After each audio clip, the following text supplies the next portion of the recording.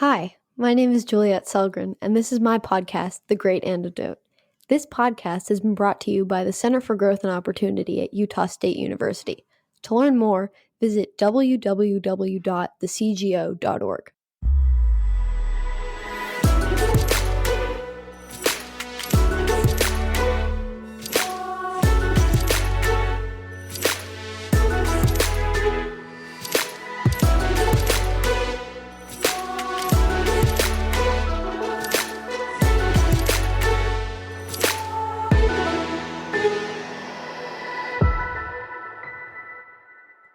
Hi, and welcome back. Today, I'm very excited to be talking to Todd Zywicki. Todd is a professor of law at George Mason University School of Law, teaching in the areas of bankruptcy and contract. But that description does not begin to describe him. When I was doing research for this, I realized that you, Todd, have worked on a ton of really cool stuff, including 17th Amendment and pay lending and all of that stuff, financial regulation, bankruptcy, and so much more. So I've decided that we're going to try to cover a few different things. And then hopefully sometime in the future, we can have another interview and we can talk about even more things because there's so much to cover. Welcome, Todd. Thanks, Juliet. I look forward to talking. So my first question for you is, what is the most important thing that people my age or in my generation should know that we don't? I would say that probably the most important thing that you guys should know and should be thinking about is what are the certainties and uncertainties and the relative threats about the future. So, for example, obviously the question of climate change and the like is obviously a big issue. It's also a complicated issue with a lot of uncertainty, and I can see why people are activated by that. But one of the things that's very striking to me is if you compare that to what looks to me to be the imminent and inevitable financial collapse of the American government, which is just accounting. At this point, it's just actuarial. There's not that much uncertainty to it that we can't continue on the same track. And so I think what that tells me is what would be the most important thing for you guys to think about and learn is about sort of weighing risks in the short term versus the long term. Life involves trade offs. Life involves trade offs today. Life involves trade offs between today and in the future. And the old saying is there's no such thing as a free lunch. And I think that's something that is worth developing among people of your age, both with as you live your lives today, but in particular as you think about life going forward. I really like that response, especially because yesterday I interviewed Brian Riedel and we talked about the debt and the deficit and all of the budget stuff. And honestly, I did not realize, like, I always knew it was bad, but that terrified me because it seems like we're just waiting for this collapse that we know is going to happen. And no one seems super pressed about doing anything about it. And I don't understand. Well, I guess I people don't understand it too well, but still, it's like 22 trillion is a giant number and it looks like it's only going to grow. And it is. And that's what's so interesting to me about it, Juliet, which is that a lot of people would say, well, the problem is that people don't appreciate long term risks, right? And that sort of thing. But they do, right? And so, what always is interesting to me, especially thinking about people of your generation, which is how old my daughter is this completely opposite response between climate change on one hand, as I'm saying, which does show at least some degree of awareness of an ability, whether accurate or inaccurate, to think through the future, and this complete kind of head in the ostrich approach, head in the ground approach to the budget, which is I ask people, how does this end? How does this end? Tell me how this ends. And nobody wants to address that question of how we keep this catastrophe from happening. And it's just math at this point. And so it's really quite striking. And I don't know whether it's a matter of good branding or bad branding or what the case may be. But as bad as it is, it's probably worse than anybody thinks. And I find it very anxiety provoking. And as we've seen this past year, we're just layering on trillions and trillions of more dollars of debt without any pretense of a plan of how we're ever going to pay it back. I think part of it is that people don't people have kind of dismissed the idea that the debt actually means something because especially because it's grown so much. And plus then there's also the aspect of people like things, people like programs. And so the idea of that program sounds nice and especially not having to deal with the immediate consequences, no rise in taxes, no like cost to them at the moment whatsoever. That kind of makes it harder to realize what a problem it is. And I think also people don't understand how the budget works and all the formulas and all of that stuff that goes into it. And so it's like a lack of understanding, but also just kind of dismissing it because it's just a number and it doesn't really mean anything, but it does. It just is not understood. I don't know. It's very complicated, but It as an is. issue. And so It's an unfathomable number, and so I think people just don't try to fathom it and just pretend like it's not as big as it is. I can't even imagine. It's such a big number. Like people are like just throwing around trillions now and I'm like, what happened to like for me $20 is a lot. That to me is a lot of money. A trillion, I can't even imagine But there's an having that. interesting, yeah, there's an interesting part of this, Juliet, that I've thought about a lot, which is, there's been a lot of focus in the last few years, especially among the free market community, going back to James Buchanan, the idea of public choice, and this idea that interest groups have disproportionate influence over the political process, which is demonstrably clear.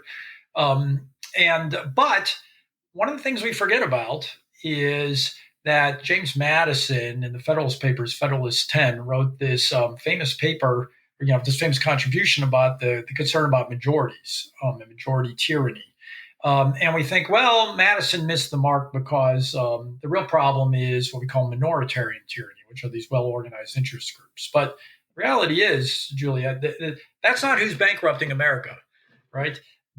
America is being bankrupted by the middle class. And it turns out that the least represented people in politics are future generations. And so what we don't have is so much necessarily the middle class, as Madison was concerned, majorities ganging up on minorities, but we have is everybody ganging up on the future. The least represented group. And so all of these entitlements, all the things that are leading us down the path to ruin, are really mechanisms for transferring money from the future to the present. And I don't think people have really thought about that problem as being the biggest problem. And maybe Madison was right that majorities really are the problem, and majorities are the problem relative to future generations. And I think even if my generation and future generations were better represented, it would be difficult because we don't really understand money. I mean, I feel like no one understands money like super well, but of all the people, I feel like my generation struggles to understand what money means and like the value of that. And so I don't know, it's just hard because it's like all these old people in Congress and then like all the young people are getting screwed. Everyone is just kind of a mess. But Yeah. okay, let's jump in. So, when I talked to Deirdre McCloskey a few months ago, I asked her what the difference was between an economist and an economic historian, because she's an economic historian. So, you work in law and economics, and you help run the Law and Economics Center at GMU, George Mason University. So, can you kind of describe to us and explain what law and economics is and how it's different from law and how it's different from economics? Oh, great question to start off with. So, here's the way to think about it, which is when most people think about law and they think about law school, what you think about is you sit down and you learn you read a bunch of cases and you learn about legal concepts. These will be Greek to you and your listeners, but things like consideration or proximate cause, all these sorts of things. Well, it turns out that those sort of legal concepts are not self-defining and self-determining. And there was about a century or so ago, there was an intellectual concept called legal realism that says basically what lies underneath the law, in particular the common law, and the common law is case by case analysis by judges deciding actual cases. So that if you and I enter into a contract and I breach the contract, you can sue me for damages. Or if I rear end you driving on the road, you can sue me for damages. And that law in the United States is what is called common law, which is it's basically what you think of, which is, a jury sits there and they decide who is at fault and what the damages are and whether I'm liable for smashing into you, or maybe you were liable because you actually made an illegal lane change, and that's the real reason I rear-ended you, or whatever the case may be. So that's the common law. The common law is this idea that the law evolves on this case-by-case analysis, applying these legal concepts. And what legal realism this basically said was, look, underneath that case-by-case analysis, there's a logic. And it's sometimes expressed and articulated, but often it's inarticulate. And what law and economics basically said is that there's a set of economic ideas that knit together all of these different aspects of the common law. And what they say is that it tends to promote efficiency, which we would think of it as the common law, through this case by case analysis for various reasons, ends up being a system of law that maximizes coordination among people and gives us the best ability to plan our affairs and kind of see things through to a successful end. It minimizes accidents. It maximizes the value of contracts in that sort of thing. And so, what law and economics is at root is a way of illuminating the underlying economic logic that underlies the law. So you could contrast it with other approaches to the law, such as what we call legal formalism, which would basically be the idea that the cases speak for themselves. But you could also imagine a feminist theory of law, which is the common law evolves basically to oppress women, or a critical race theory of law, which says the law basically is, inherently racist. And people make those claims, but the great value of law and economics is that it actually describes the path of the law and the content of the law better than those alternative theories. And so it's the application of economic concepts to illuminate sort of the hidden order of and hidden logic of the common law. That sounds cool. And I don't know. So, can you give us an example of how you would approach a problem with law and economics instead of solely with law? Yeah, that's a great question. And so the way that law and economics typically approaches is it observes what the legal doctrine is that the courts say, and then tries to explain what the underlying logic of that doctrine is. So an example would be, think about a simple accident case, and there's in the way the law works is there's this idea called negligence, which is that if I have an accident with you, if I smash into you, um, I am liable to pay you damages only if it's proven that I was negligent in my driving, for example. That I was driving too fast in the rain, or I wasn't paying attention, or whatever the case may be. The alternative would be an idea called strict liability. And strict liability would be the idea that simply because I smashed into you, I am liable, even if I took all appropriate care. And what the common law says is the standard rule for something like that is negligence. And sort of the underlying logic of it is that, yeah, that there's things I could do to avoid the accident. There's also things you could do to avoid the accident. So even though I smashed into you, there may have been things that you could have done that would have kept me from smashing into you. And so the cause of the accident we may think of as me smashing into you, but the cause of the accident was that we really actually smashed into each other. And what the law says is that I only have to pay you damages if you can show that I was negligent in the way I was driving. And the logic of the law says, well, that's because you want me to take appropriate precautions.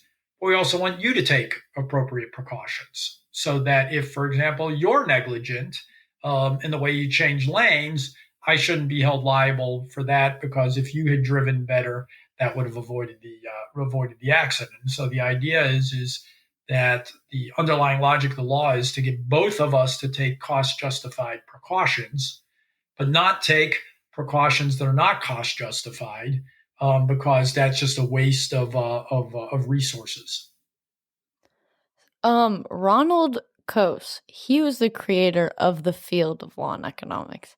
Can you tell us a bit about his work and what you think his biggest contribution to the field was? Why was his work important? Great question, and the reason is sort of right where I left off at the end of my last answer, which is that the Coase is associated with an idea called the Coase theorem, and it's a very counterintuitive but powerful idea. And I'll try to simplify it, which is um, think about basically what Coase says is in a world in which people can bargain. The initial creation of however you allocate the risk of something, the responsibility for avoiding a problem, will not be related to or will not determine where things end up at the end. So think about it this way. So say that you and I enter into a contract. And the contract says that if I breach the contract, I have to pay you 10 times the actual damages that you would suffer from my breach of the contract. Well, what am I going to do in response to the fact that if I accidentally can't perform the contract for some reason, I have to pay you 10 times your damages? But what am I going to do? I'm going to raise the price. Um, and I'm going to charge you a higher price before I'm going to enter into contract with you. And so I say to you, well, yeah, you're lucky if I breach, I can give you 10 times damages, but you really need that considering that I'm going to make you pay more. I'm going to make you pay more for the services that I'm providing you. You might say, oh, no, all I really need is fully compensatory damages. I said, okay, in that case, what if we said, I'll pay you whatever your actual damages are, and I'll give you a much lower price?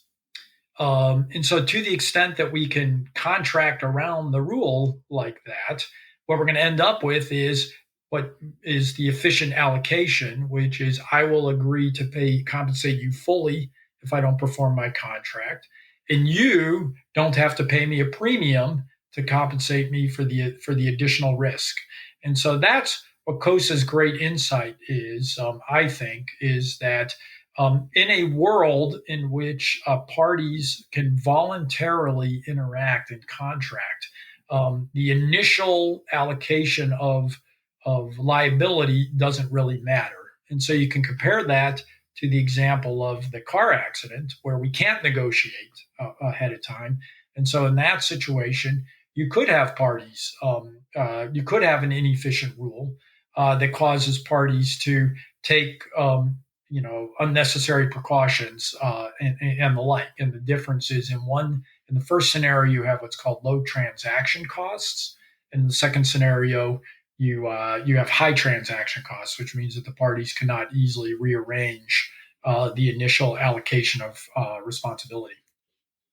When you think about it, it makes so much sense, just the way you explained it. And I remember reading about him a little bit, and he was in his early 20s, I'm pretty sure, when he was coming up with this sort of stuff, which is absolutely amazing. I don't know, it's kind of cool and Yeah. helpful, I can imagine. Yeah, it's a very powerful sort of thing, right? And one of the things that I think is fascinating about it, Juliet, that I think is fascinating about law and economics, which is it also suggests that the power of central authorities to force people to do things that they don't want to do is quite limited. And so sort of a corollary to that logic, you could think about the minimum wage. And you can try to order a business to pay somebody $15 an hour rather than $7 an hour or whatever their market rate is. But what happens? Well, one thing that happens is unemployment, but another thing that happens is the employer will reduce costs somewhere else. So they may reduce, for example, your healthcare benefits to make up for the fact that now they have to pay you a higher out of pocket wages, and to the extent that you prefer lower wages and higher healthcare benefits, you're going to be made worse off. That is a similar sort of Coase theorem in tuition, which is that you can squeeze the balloon in one place, it's going to pop up somewhere else. In a world in which parties can enter into contracts, there's a limit to the ability of the government to push them around and make them do things that they don't think is in their own interest. And that's also an important aspect of that issue, that it's not that people don't talk about it, but that's not often what comes to mind, but it's an important factor to take into consideration. So, kind of along a similar path, when talking to Don Boudreaux, he talks about legislators, but he never calls them lawmakers. He never talks about how Congress passes laws. He calls it legislation. F.A. Hayek also made a big deal about this and about the distinction between law and legislation being different things. So, what exactly does this mean? And do you agree? I've wanted to know this for a while now. Well, you've just touched on one of my favorite topics, because I was literally just talking to my contracts law class about this week, because I'm teaching contracts law, which is common law. And with respect to legislatures, one of my favorite lines, one of my favorite articles is really, I just like the title of the article, which is a famous article by the political scientist Keith Shepsley. And the article is simply entitled "Congress is a they, not an it," which is that Congress is what comes out of the legislative sausage grinder is the composite effects of hundreds of legislators responding to different constituencies and the like, and it's a compromise without really a meaning. With respect to the difference between law and legislation, then it kind of grows out of that, which is legislation is literally just the imposition by sovereign authority of mandates from the government. And Hayek and I would consider regulation issued by the regulatory agencies would be under the view of legislation as well. They just simply tell people what to do. What is the mandate, what is the quote law unquote in that situation, is the written text that is produced. And partly it's the written text because it is the compromise of all of these different intents that people have, and they hammer out something, and you read the statute, and that's the law. And that's what they mean when they talk about textualist interpretation of statutes. Law, in the sense in which Hayek talks about it, in which the sense that Don Boudreaux, my good friend, talks about it, is a conceptual thing.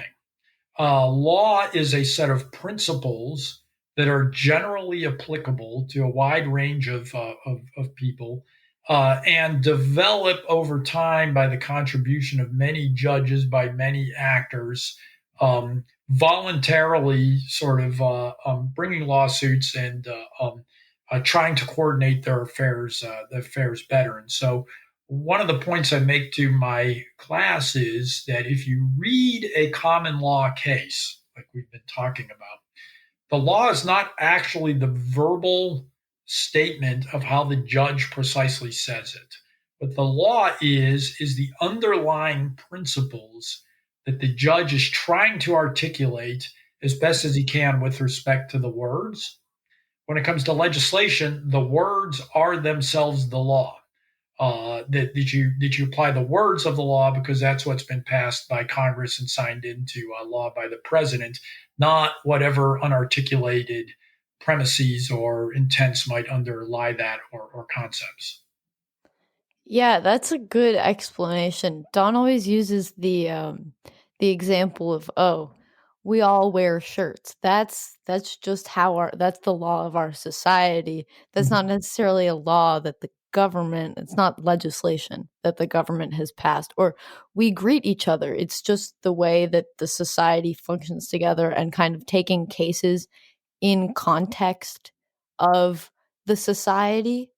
So your sentence depends on how acceptable a certain thing. I don't know.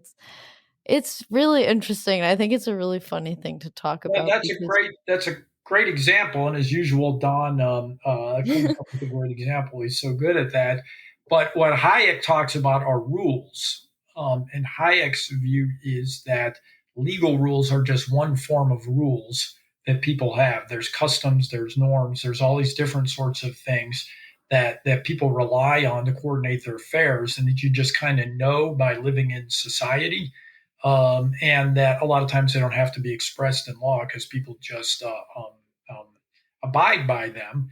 But the interesting thing, that the way in which the common law reflects that, is the most common word you will hear when it comes to reading a legal case is, was the action of this person reasonable? And reasonable is nowhere stipulated, nowhere codified in any statute. Reasonable is, would a jury of 12 people think this person acted reasonably in this situation? Which is very much this sort of unarticulated, intuitive sort of idea of, what do people expect? How do people expect that other people should behave? How should you be expected to behave in a given society? And did you act reasonably? And so it's very similar to what Don was saying, from wearing shirts to how you're supposed to drive your car. Were you driving unreasonably fast, given the fact that it's snowing out and it's dark, and the roads are icing up? Is different from, is it reasonable to drive a different speed, plowing through the desert in the middle of the afternoon without another car within 50 miles of you? I thought it was such a silly thing to think about, and such a silly thing to get hung up on before. But the more and more I think about it, the more I think it makes sense, and the more I think it's important that people think about it, because I don't know. In a way, it's not important because it's not always entirely relevant. It's just the way people function and the way people think. But it's also in the context of thinking about a certain case or a certain issue, it is relevant because to some person, that might be the reason why they interpret it differently. I don't know. I think it's a really interesting thing to think And the about. real concern I have on this is, the larger concern, Juliet, is that society rests on a lot of unstated assumptions of how people are supposed to behave. So for example, it wasn't that long ago that no, it would never occur to somebody that they would show up at a speech by somebody on a college campus and try to shout that person down to actually keep them from speaking. The idea was, if you don't like the person, don't go to the speech, right? And so basically, what has happened is that rule, that unwritten rule of not interfering with people's ability to hear speech that they want to hear, at some point along the way, that rule, that unwritten norm or rule, disappeared. And so now, what do we have to have? We have to have these very complicated systems of legislation, various rules, various limits on what people can do, how they can do it. Then you got to enforce it. And so, a lot of this stuff about, like you're saying, norms and habits and ways of cooperation, as that breaks down, you end up with more and more mandates and more coercion and more of authorities telling you what you're allowed to do and not do, which just makes the whole problem worse. I always think about the example of, as simple as kids sports. When I was growing up, I played a little bit of organized sports, but mainly we played pickup sports. And a lot of people have written about this, as you probably know. Lenore Skenazy has written a lot about this, the value of free play by kids. And basically, what it is you learn norms on the playing field. You learn to call your own fouls. You learn what's appropriate and what's not appropriate. You learn that you don't just quit. You come up with rules like do overs and majority vote and that sort of thing. But as those norms break down, you get more and more regimented systems of rulemaking, which reduces the ability of kids. And when it reduces the ability of kids to deal with their own disputes, it reduces the ability of adults to deal with their own disputes. You learn bad habits of having to appeal to higher authorities who then issue rules to tell you how to behave rather than learning how to behave yourself. And I think that is a kind of downward spiral that comes about from this confusion of law as we've been talking about it with legislation. Yeah, it does have a lot of consequences if people begin to change it, like on college campuses. And if they don't understand, well, that's not okay. And it's kind of scary to think that, okay, well, we have society that will create these laws that has this kind of blanket code for what is acceptable, that it's so easily changeable, but also the idea that now more and more people are just handing it off to the government instead. Because I don't know Yeah, and why. it's not just the government, right? You develop these habits when you're a kid now of, parents step in and resolve squabbles between kids, right? The parents get involved now.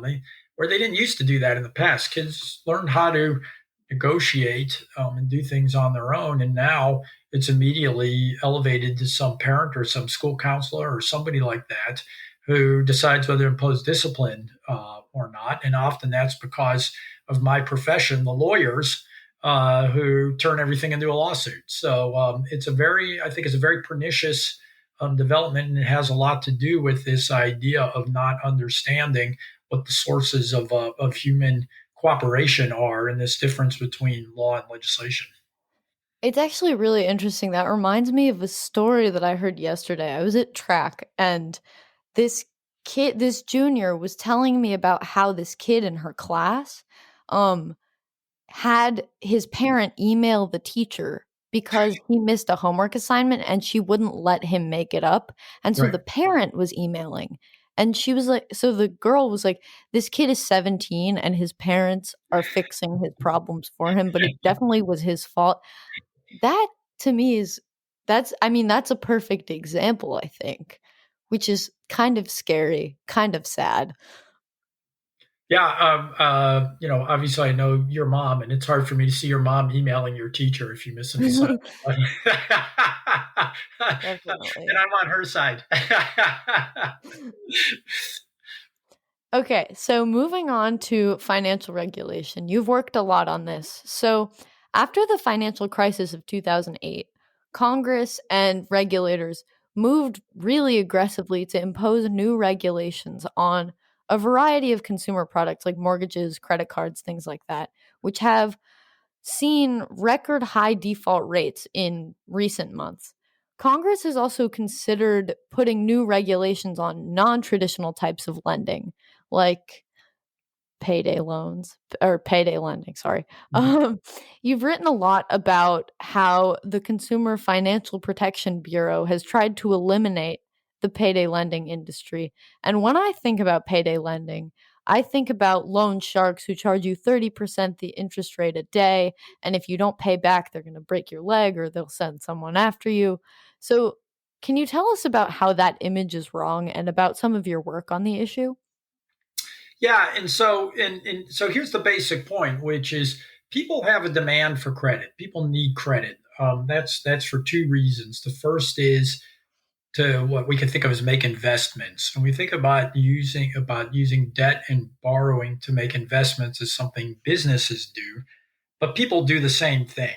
And an investment is something where basically you can buy what we would call a capital good in economics, and it will provide a stream of benefits over time. So, for a business, the obvious example is something like, say, you buy a new printing press or a new delivery van, or a steel rolling machine, or a new computer in the like, right? And we understand that, and the logic is you can buy that on credit and finance it, and the productivity increase you get will exceed what it costs to finance it. So, say you got to dig a hole, you're a construction company. You could hire 12 guys with shovels, or you could hire one guy with a backhoe. You could buy the backhoe and finance it. And the idea would be that the productivity is sufficiently high that you can, from the one guy in the backhoe, that it'll cost less in the long run, even though you have to pay interest on it rather than paying 12 guys by the day. Most of what consumers spend their money on when they borrow is the same sort of thing, and most people don't realize it. So, obviously, a home is a capital good. An education, the idea with taking student loans, of course, is that you will borrow money, go to college. It'll cost you money, but at the same time, the increase in your wages should mean in the end you end up making money off of it. A car is the same sort of thing, and we saw this when cars first came out. Great irony was that General Motors Acceptance Corp came out and allowed people to buy a car, pay it off over time, and drive the car while they were paying for it. Ford, and Henry Ford, for all his good things, was quite skeptical of consumer credit for various reasons. Said, "Well, I'll sell you a car on layaway. Send me a check every month, and we'll put it in, we'll save it for you. And after, 10 years or whatever, if you save up enough money, we'll let you have a car. Meanwhile, ride the bus, right?" And so if you understand why that doesn't make any sense, then you understand why most of what people buy things with for credit, whether it's a washing machine is one of the best investments you'll ever make in your life because of the cost savings in terms of time and money of not having to go to the laundromat every weekend. A washing machine, a stove, a car, an education, a house, a computer, all the different things that you use in your life that can make sense to pay for on credit if you don't have enough money. And the second thing is to deal with short-term fluctuations in income and expenses, so that if you lose your job, for example, while you're looking for a new job, might need to borrow some money. If you have an unexpected medical bill and you don't have sufficient savings, you might need to borrow some money to bridge the gap. And when you look at people who use payday loans, they fit this model. And payday loans are expensive. There's no doubt about it. And for those who aren't familiar with payday loans, it's borrowing, say, $500. And the way the transaction usually works is you might pay, say, $15 for every $100 you borrow. So, and then it would be repayable in 2 weeks. So, if you borrow, say, $300 on a payday loan at $15 per hundred, that would mean what? You get $245 and repay $300 in 2 weeks. Now, that's obviously very expensive. Why is it expensive? Because it turns out that people who take payday loans are very high risks, and there's a high risk they're not going to repay it. And so you have to charge a high rate if you're the lender in order to do that. But the reason they use payday loans is because they don't have any better alternative. If they had credit cards, they would use credit cards.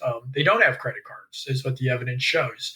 And so basically the question for somebody who takes a payday loan is, do you take a payday loan, which is expensive because it's risky, or do you do without? And when you ask payday loan customers what would happen if they couldn't get a payday loan and they couldn't get credit for anywhere else, they talk about things like going without food. They talk about using payday loans for rent payments. They talk about using payday loans to pay utilities in things like that. And so you could have real hardship from it. And what we also know is that if you simply by getting rid of the supply of a product like payday loans, you don't get rid of the demand. People still need that money. And so to come back to where you started, historically, we know what that looks like, which is, in fact, the leg breakers and the loan sharks.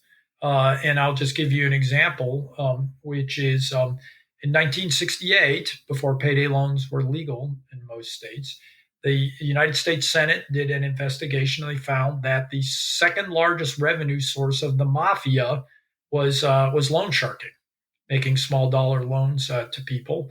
And it was estimated, I think at the time, that it was about a $10 billion a year industry in the United States, which to give you a sense of that, I think that's about $69 billion in today's money.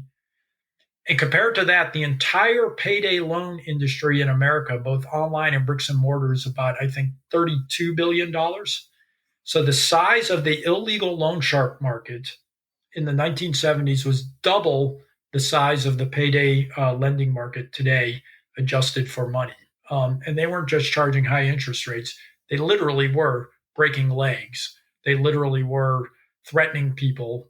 They literally were making all kinds of threats that they would go through with one. There was a Most people don't realize this. If you've ever watched the movie Rocky, what was Rocky's job at the beginning of that movie? He was actually collecting for a loan shark.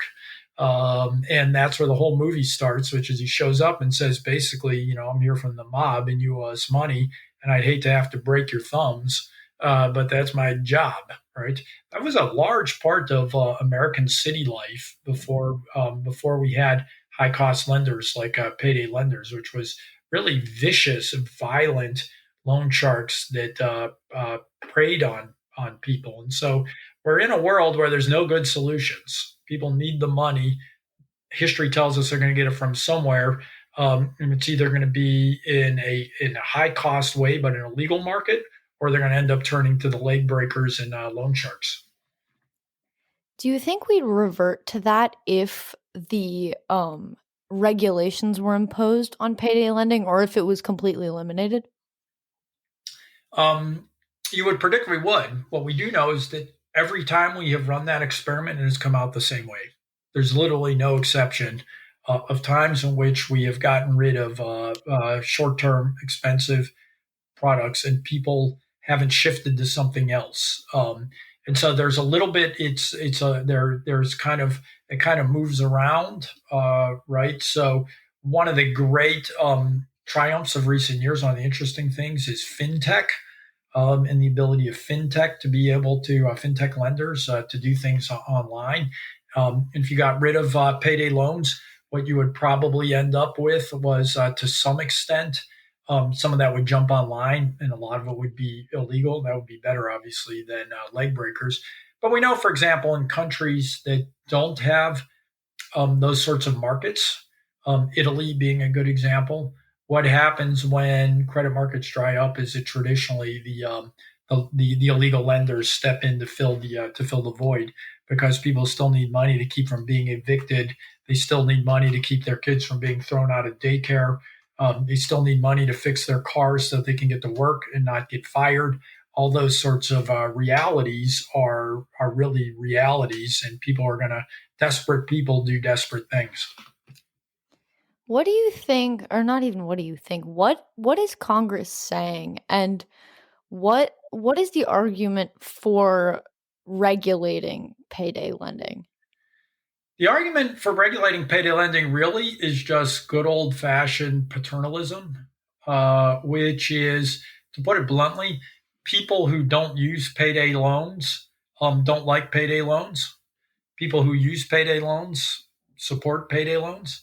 Um, but basically, upper class people think that lower income people are stupid, and that they can't be trusted with their finances, and that somehow or another, if they also have, I think, this fiction that low income people use payday loans and the like to live frivolously, to buy big screen TVs and stuff like that, which is not the case when you ask them. And so, at root, I think it's really paternalism, or what Alex Tabarrok has called credit snobs, which is, you. I don't trust you to be able to control your own finances.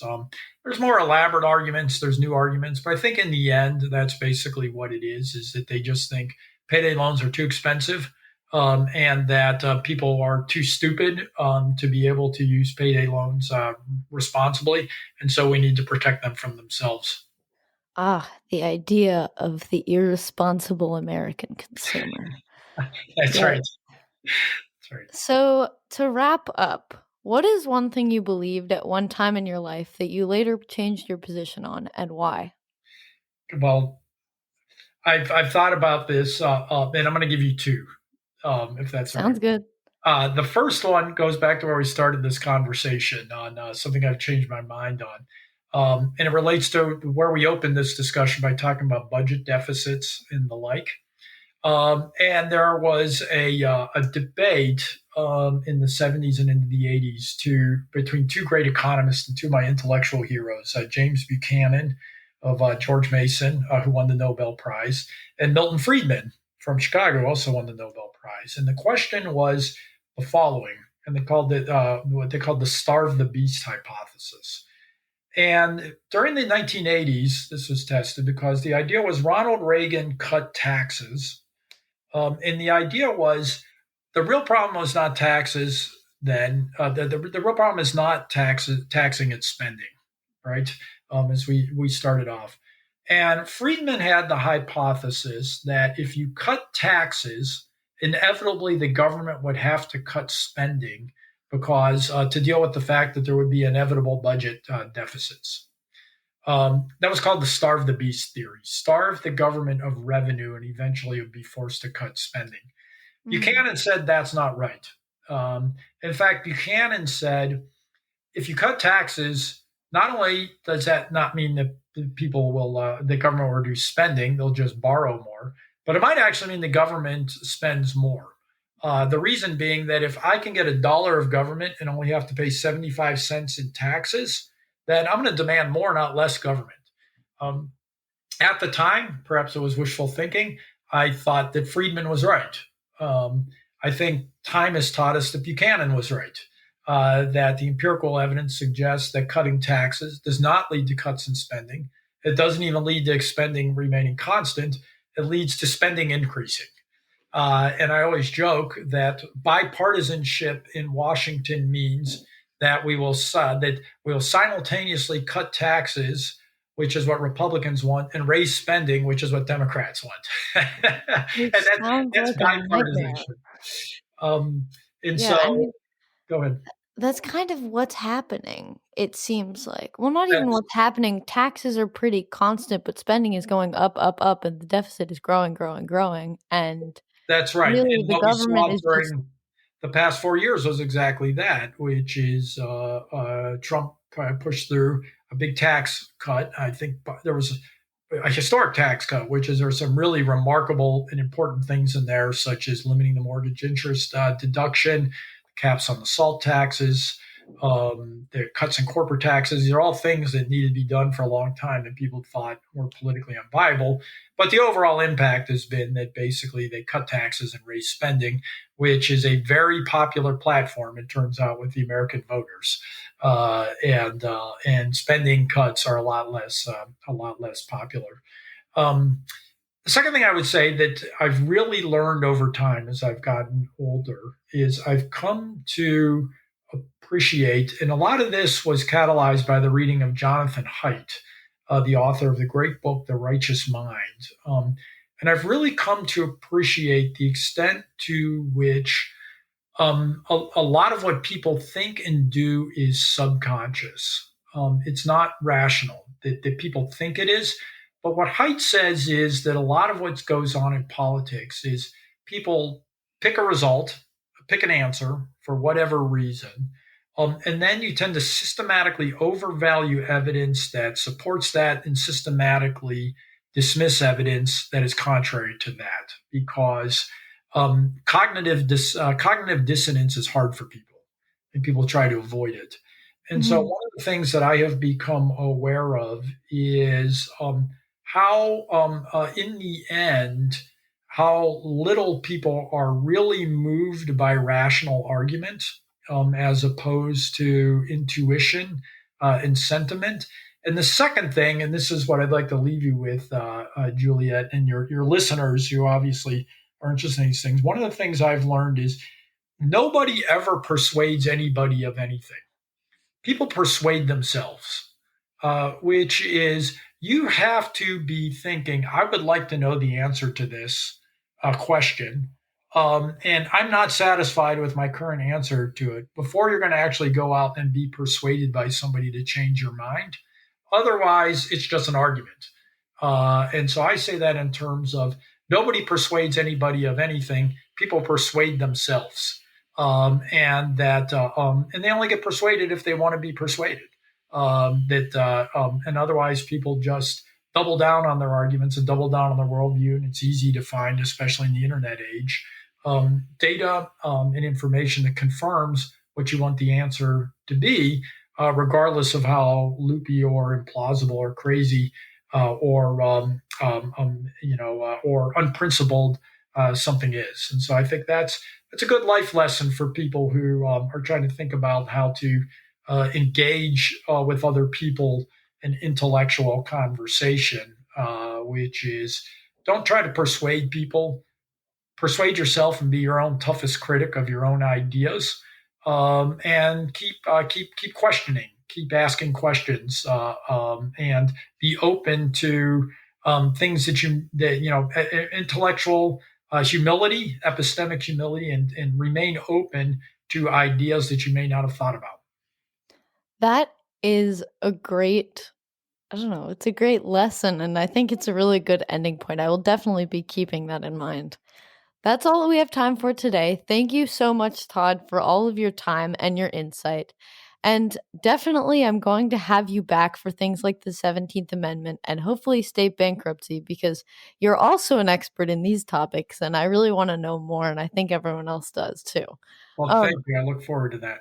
I'd also like to thank everyone who listens, subscribes, and shares the Great Antidote podcast. If you'd like to be on the podcast or have a guest in mind, please feel free to reach out to me at thegreatantidote@thecgo.org. Thank you. Bye.